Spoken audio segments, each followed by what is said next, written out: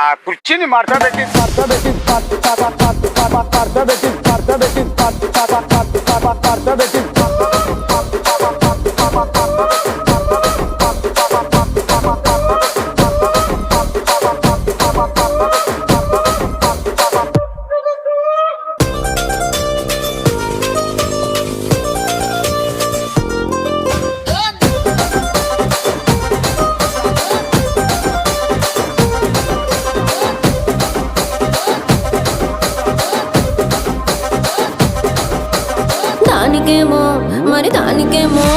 దానికేమో మేకలిస్తివి, మరి నాకేమో సన్న బియ్యం నువ్వు కలిస్తివి.